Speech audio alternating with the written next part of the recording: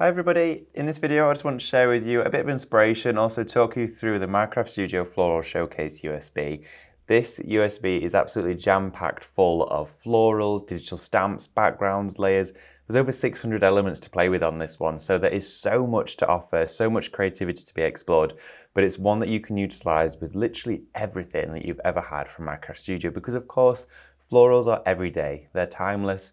There's ones to suit different seasons throughout the year, prominently summer as well, which we're going straight into, hopefully very soon, when the weather warms up. But this is one that's going to be for everything, whether it is Mother's Day, whether it is going to be for birthdays, occasions, weddings, celebrations, everything in this for you. Okay, so I'm going to take you straight over to the computer so you can see exactly what you're going to get inside this USB. Okay, and starting off with digital stamps. Digital stamps are such a massive utensil within Minecraft Studio because these give you the option to play with other items. So taking it from your printer to actually colouring it in. Now I'm just going to scroll to the bottom just so you can see this number, 312, okay?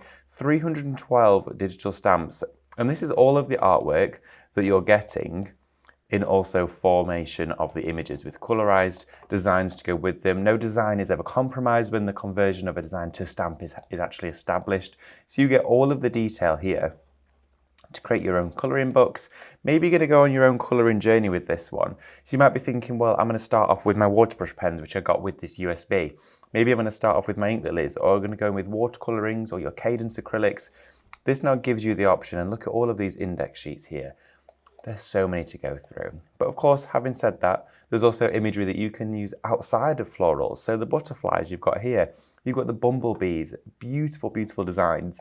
And then you've even got imagery like the archways, the pergolas, the fencing, the trellis, where you can make your own displays with them. So that's just dipping your toe into those stamps. But if we go back to Floral Showcase, I'm going to share with you the images. Now in this, again, before we go through them all, I'm just going to show you 307 images that you've got within here, and these are just exquisite in their design. Again, you can change colors of literally all of these to suit whatever it is that you're going to be creating, whatever it is you're going to be designing. If you're wanting to use the rainbow to give different effects throughout, there's so much to be explored. But going through this USB, you can see again that bumblebee that we just had as a stamp, we've now got as a beautiful watercolor painting. So you've got all of this artwork to play with in any formation. Maybe you're going to make a set of 4 coasters, and these here are going to be on rice paper and they're going to go directly over the top of some MDF coasters. Or these are going to be photo frames. You're going to put your very own Polaroid, your very own photographs in here if you're scrapbooking.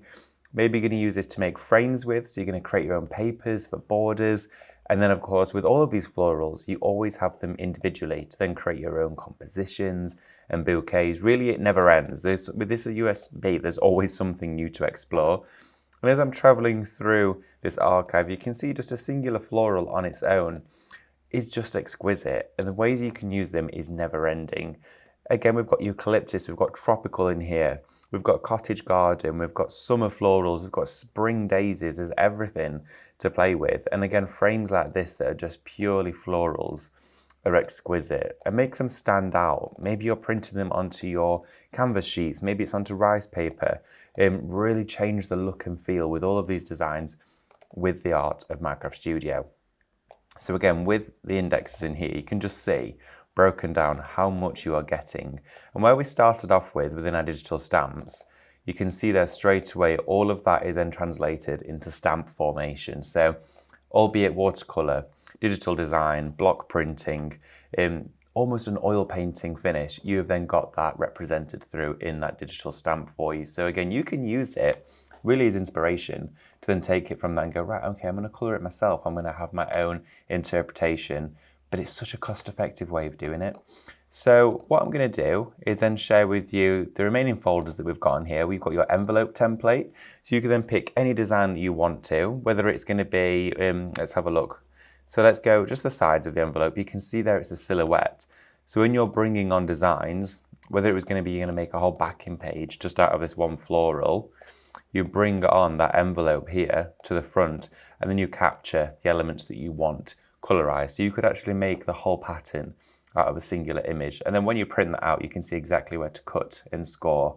Again, you could even cut this out in pitch black and then scan it into your Scan and Cut and make your very own SVG file out of a Minecraft Studio template. So there's so much you can do.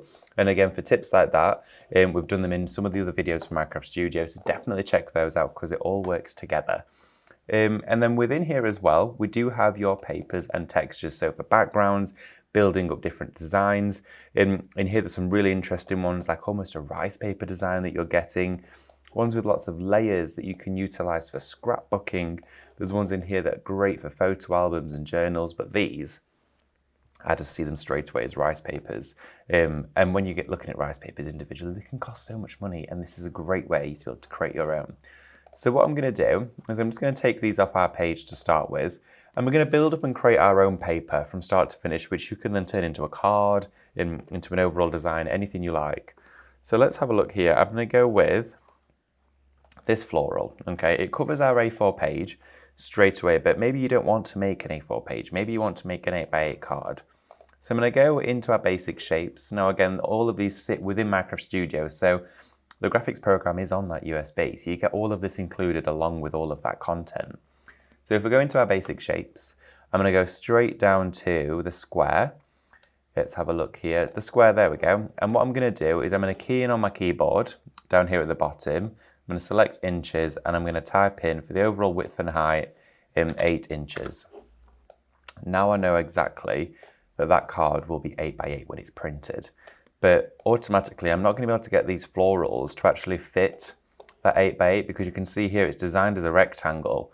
So it's always going to be in half, it's going to distort it. So what we can do to actually avoid this and manipulate the file to our advantage, again giving you more options and creativity, we can actually crop into it. So if we copy and paste this design, so we've got two of it exactly the same size, what I'm going to do is crop this design here from the top. Let's go down about this far. Okay, I'm going to OK that one. And then this one here, I'm going to crop going up from the base of the design. So let's go up to about here, like that. So now we've got our separate elements, and we can still work into this a little bit. We want a base layer, so we want a texture now to work onto. So I'm going to go for maybe like a neutrally toned one. I think number 8 will be perfect for this because that matches with the colours we've got in here. And we're going to use our digital punch to actually take some of that design out, so a perfect square. So let's put that straight over that paper and select to keep the inner, and that there is punched it out for us. Now, what we then want to do is bring these to the front and start to place these over here as our framing. So now we can enlarge them, and because it's a square, you've got so much more freedom because we've cropped into it. So it's not actually opening it up as a rectangle anymore. Here we go. So we've now been able to border the square shape instead of it just being a rectangle. So we duplicated it, cropped it by actually chopping it in half and half again, and then you're instantly adapting your designs to the surfaces that you want to cover. So let's have a look here within our textures and papers because there's so much to play with. As I'm looking through here, you can see straight away we've got some script, we've got some note pages here. So what I'm going to do is I'm going to crop this one. So let's have a look. And again, it's faint, but we're building up layers. And when you want a paper with lots of design in it, and you're thinking, well, where do I begin with? It's almost like a fresh page in a scrapbook or a sketch pad. You think, well, I don't actually know where to start. And you feel like you need to instantly cover the background or tea stain it or something like that.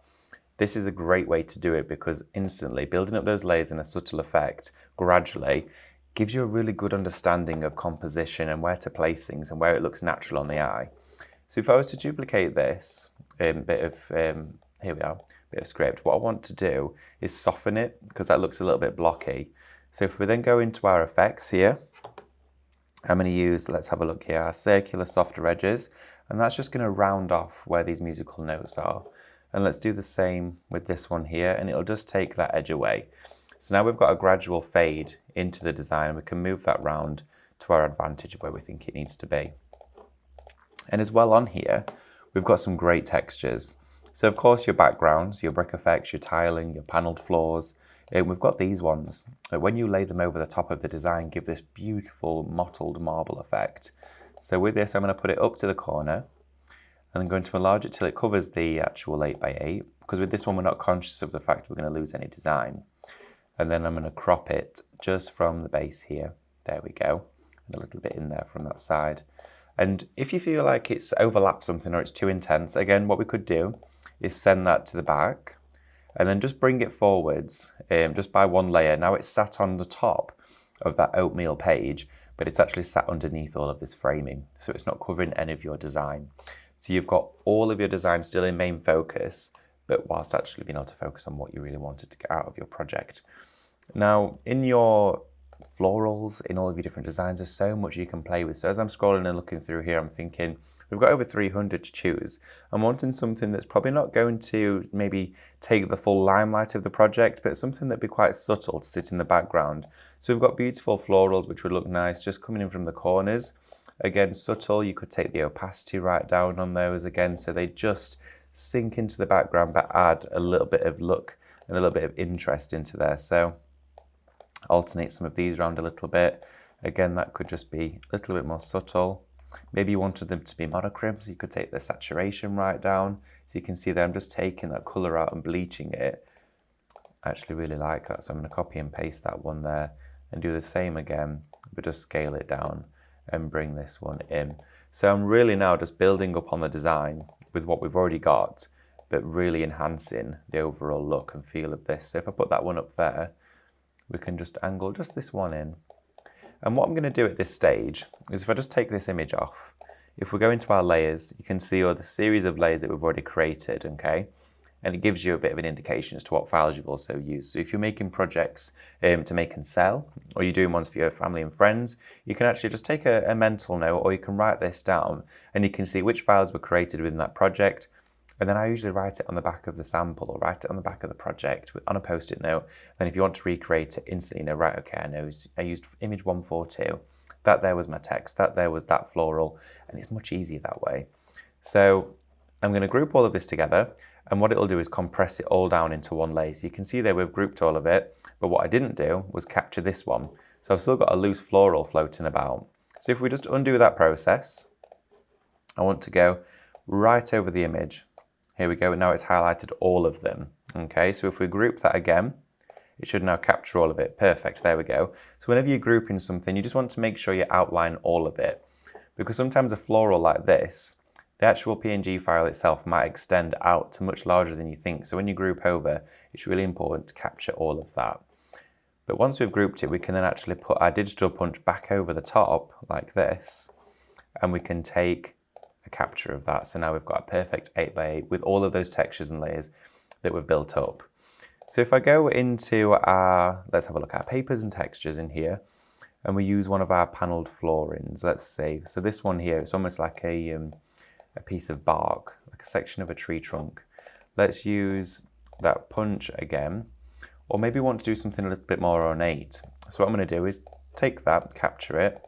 I'm going to copy and paste it, so we've got two. There we go, so we've got two of these bark ones. And then if we go into our basic shapes, see we've got the squares in here, we've got ones that are scalloped. This one here would be lovely for this design. So what I'm going to do is enlarge this and then go over the whole of that and keep the inner of this one. Let's have a look to keep the inner. Now we've got actually a textured frame. So if we bleach this one out and make it white, here we go, and put that on top of here. And I'm just right clicking with my functions to send things from the back into the front. Then I'm going to bring this one back to the front. We can start to layer this up as an actual card project. So if we scale this down slightly, again, I'm scaling down now from 8x8. You can see I'm at 7, almost 7.5 inches. So I'm then going to go and pop this and centralize it. Then centralize our panel in the background. And then I'm going to resize all of this again to 8x8. So let's now capture all of that and group it. And it's giving me now a measurement down here as 8.96 squares. So if I just change that to 8, what it's done is made it 8x8 again for us, so it still fits within our page. Now that there is one of the simplest but most effective ways to be able to create a card with digital punches and background layers. But if we were to duplicate it again with that same layer and duplicate it just one more time, bleach one of those out in brightness, we take off our punches. And again, this video would be great because you can go back at any of the steps to take notes of these, because these are all little tips and hints that we gradually share with you on Minecraft Studio so you can learn along the way. And I'm just going to zoom out slightly so we've got some more space. And if we enlarge this, I'm going to send it right to the back of the project. Let's have a look. So send it to the back there, which will give us a nice matte layer of white card. And then I'm going to send that one to the very back as well. So let's send it to the very back and then enlarge this one. What that will then do for us is give us just that framing that we need. And then we'll scale this back down again to 8 by 8. There we go. Perfect. So then I'm going to group all of this together. And then you can see there, scaling it back down till we get it roughly 8 by 8 where we want it to be. So we're going down. There we go. And I'm going to ungroup that now just so I can get any more centralization going on. Let's have a look, use my keys ever so slightly. There we go, perfect. And group all that together. That there is how you can utilize just a few of over 600 from one USB to create a card blank. So you can see here, what I've then done is I've actually created that. I've printed it out and we've got our scalloped frame. We've got our panel background. This almost looks like it's got drop shadowing on it naturally with the colors that we've used. We've gone with the really vintage texture in the center, which was all created by hand. It was all of those layers individually, from the musical note pages to the crackle texture over the top, the floral borders that we crop down to manipulate to a square instead of a rectangle, then bringing in the Minecraft Studio punches with the mats and layers.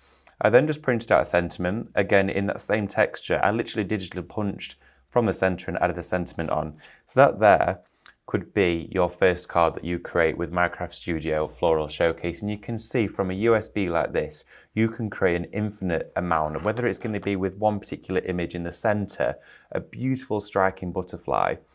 Maybe you're going to do something subtle with pastel tones in here. Or maybe you're going to send out invitations. Maybe it's going to be birthday cards. Look at the difference, but look at how beautifully these all tie in together. Or maybe you're thinking, well, I'm going to go on a colouring journey and print my stamps out and colour them myself. Or you're going to go into your craft stash and work with all of your embellishments to create something beautifully spectacular. But again, you're learning along the way at the same time. But this is a USB in which you can do all of that at the click of a finger. It's incredible. It's absolutely beautiful, and have fun with it. Truly enjoy the process of Minecraft Studio with Floral Showcase. But I really do hope you've enjoyed the video and it's inspired you to get crafting with this particular USB. And again, show us what you make, ask us any questions. We'd love to hear from you, but do take care and I'll see you in the next video. Bye. If you want to see more from Highlight Crafts, make sure you click the like button, subscribe by clicking the subscribe button below, and click the bell icon to receive notification of all our future content. You can also click here to see our latest video, or click here to see more videos like this one.